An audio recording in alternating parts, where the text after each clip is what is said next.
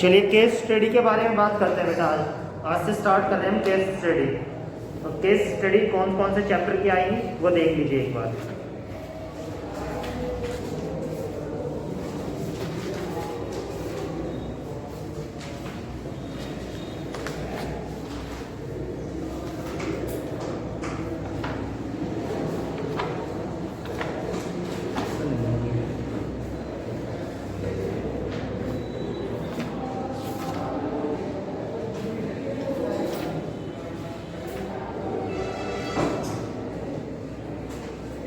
नहीं बेटा आज एक्स्ट्रा क्वेश्चन ही कर लेते हैं, मैं दूसरी वाली बुक है उसमें कराऊंगा, ठीक है ना। फर्स्ट चैप्टर के एक्स्ट्रा क्वेश्चन। तो सबसे पहले तो आपको पता है ना how we can prove that √3 and √5 irrational number. सभी को आता है ये टॉपिक।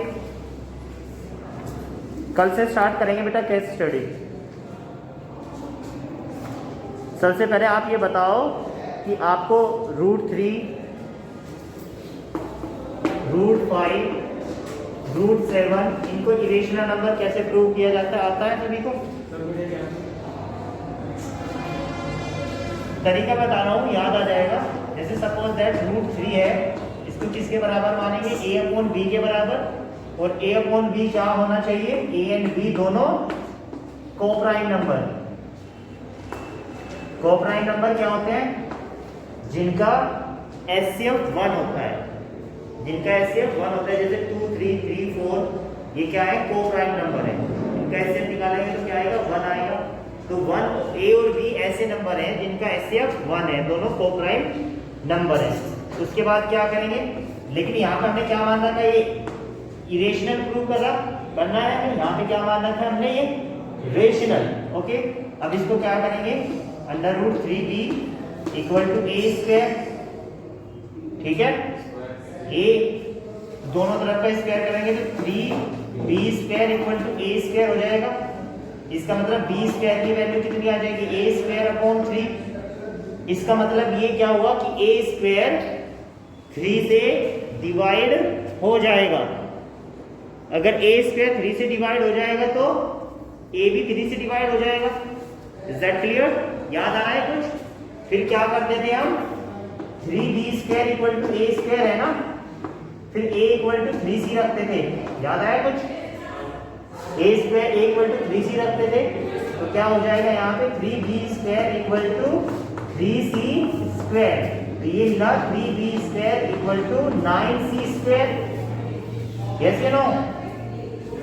3 का स्क्वायर 9c² हो जाएगा नहीं? तो अब मैं क्या करूंगा? इससे 3 टाइम कैंसर, तो ये b² कितना हुआ? 3c²। तो इससे क्या पता लगा मुझे कि जो 3 है वो b² को भी डिवाइड कर रहा है। b² को भी डिवाइड कर रहा है, इसका मतलब क्या? b को भी डिवाइड करेगा। तो a और b दोनों को एक नंबर डिवाइड कर रहा है, उसका नाम क्या है? 3। मतलब जो 3 है वो a और b दोनों को डिवाइड कर रहा है। इट मींस a और b का कॉमन फैक्टर 1 के अलावा और क्या है? 3। भाई a और b 3 से डिवाइड हो रहा है तो इसका मतलब a और b का एक और कॉमन फैक्टर है, दैट इज 3। तो इसका मतलब a और b कोप्राइम नंबर नहीं है। और a और b कोप्राइम नंबर यहाँ पे हमने माना था, और इसको क्या माना था? a/b rational. तो जब a और b कोप्राइम नहीं है तो ये भी रेशनल नहीं है, इसलिए ये कैसा नंबर है? इरेशनल। ऐसे ही √5 मैंने बहुत अच्छी तरह से करा रखा है, उसको ध्यान में रखते हुए करना है आपको। √5 √7 जो भी नंबर है उनको इरेशनल प्रूव करते जाना है आपको, ठीक है ना। चलिए आगे टॉपिक बताइए कौन सा और करना है आपको। नेक्स्ट टॉपिक बोलिए बेटा, और कौन सा टॉपिक समझना है इस चैप्टर में? यूक्लिड तो मैंने करा दिया था आपको। अच्छा, एक क्वेश्चन आता है कि टू प्रूव दैट जो ये है 4 की पावर n या 6 की power n not and with 0, इसको कैसे कर दोगे आप? 4 power n not and with 0 कैसे अटेम्प्ट करेगा इस क्वेश्चन को? 4 power n not and with 0 मतलब इसके लास्ट में इसकी जो वंस डिजिट है वो 0 नहीं होगी कभी भी। जैसे 4 की n रखोगे 4 की पावर 1 आएगा 4, 4 की पावर 2 16, 4 की पावर 3 64। तो ऐसे कभी भी 4 की पावर कुछ भी रख लीजिए, उसके लास्ट में 0 नहीं आएगा। इसको कैसे प्रूव करोगे आप? एग्जाम है आपकी, क्या तैयारी कर रहे हो आप लोग हैं? Very good.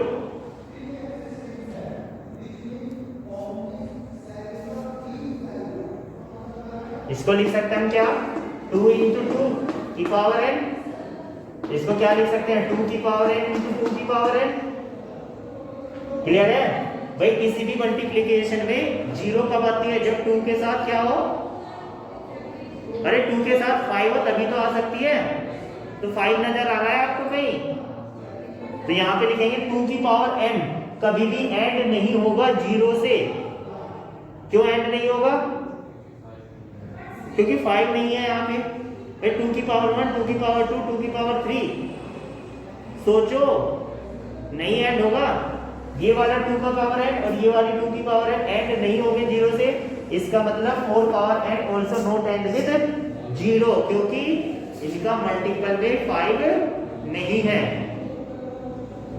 समझ आई बात? चलिए अच्छी बात है, समझ में आ रही है। नेक्स्ट, और कौन सा टॉपिक है बताओ? फर्स्ट पार्ट में, फर्स्ट चैप्टर में और कौन सा टॉपिक तुम्हें समझ नहीं आया? आज इसके एक्स्ट्रा क्वेश्चन सेंड कर दूंगा मैं। लेकिन बेटा आप तैयारी करिए, ऐसे नहीं होगा। बोर्ड एग्जाम, बोर्ड क्लास में हो तुम।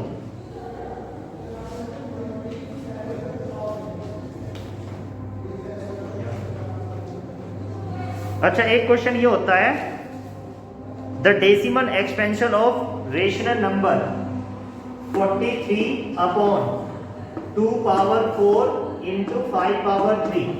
बताओ, this is terminating after how many places of decimal? ये टर्मिनेटिंग डेसिमल है या नहीं? देखते हैं तुम्हारी कितनी तैयारी है। दिस इज टर्मिनेटिंग डेसिमल और नॉट? और टर्मिनेटिंग डेसिमल है तो कितने डिजिट बाद इसके पॉइंट आएगा, ये बता दो।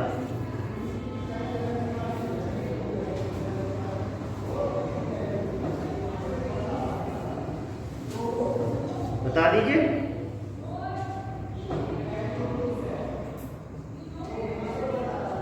बताइए, दिस इज टर्मिनेटिंग डेसिमल और not? This is terminating decimal. Yes. Why? Why? क्योंकि इसके डेनोमिनेटर में 2 की पावर n इंटू 5 की पावर m है। जिसके डेनोमिनेटर में 2 की पावर m इंटू 5 की पावर n हो, वो टर्मिनेटिंग डेसिमल होता है या नहीं होता है?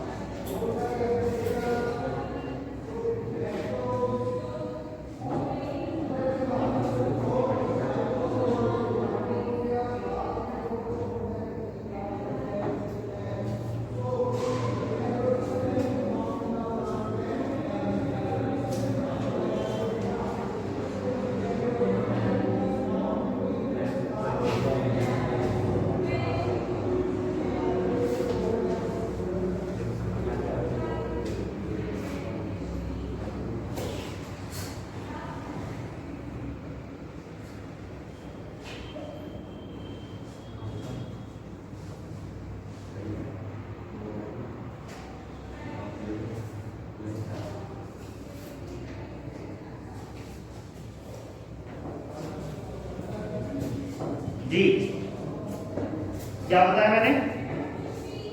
टर्मिनेटिंग डेसिमल होगा क्योंकि इसकी डेनोमिनेटर में 2 की पावर है 5 की, मतलब 2 और 5 का मल्टीपल देखना है कि है या नहीं। अब कितनी डिजिट बाद ये डेसिमल है वो हो जाएगा, कितनी डिजिट बाद पॉइंट आएगा? अरे मैं आपसे पूछने लगूं, ये 1 2 3 अपॉन 100 है, कितनी डिजिट बाद डेसिमल लगेगा? 2 डिजिट बाद लगेगा या नहीं? तो यहाँ पे 1.35 आ जाएगा, यस या नो? अब यहाँ पे कितना है? यहाँ पे इसकी पावर तो कितनी है? इसकी पावर कितनी रह गई? 3, यस या नो? तो मैं इसको 43 अपॉन 2 की पावर 3 इंटू 5 की पावर 3 इंटू 2 की पावर 1 लिख सकता हूं या नहीं? और ये क्या बनेगा? 43 अपॉन, जब पावर सेम होती है तो बेस मल्टीप्लाई हो जाते हैं नहीं? तो ये कितनी हो जाएगी?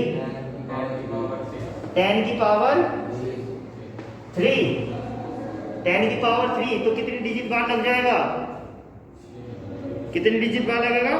Terminating after 4 decimal. अच्छा ये पावर 4 है भाई, इसमें मल्टीप्लाई कर लेंगे क्योंकि मैक्सिमम के बारे में बनाएंगे इसको। भाई ये पावर 3 है, ये पावर 4 है ना, तो यहाँ पे 5 से मल्टीप्लाई कर लीजिए, इसमें भी 5 से मल्टीप्लाई कर लीजिए, क्योंकि नीचे तो हमें क्या लाना है? 10 की पावर लानी है ना। तो अब ये कितनी हो जाएगी? अब ये यहाँ पे बन जाएगा 4 और ये भी कितना बन जाएगा? 4। तो यहाँ पे कितना आ जाएगा? 10 की पावर 4 इंटू 5, क्लियर है? तो 10 की पावर 4, इसका मतलब नीचे कितना आ जाएगा? 43 इंटू 5 अपॉन 1 2 3 4, 4 जीरो आ गई नीचे, 4 जीरो आ गई तो 4 डेसिमल बाद ये टर्मिनेट हो जाएगा, क्लियर है ना? पॉइंट जो लगेगा वो 4 डेसिमल बाद लग जाएगा।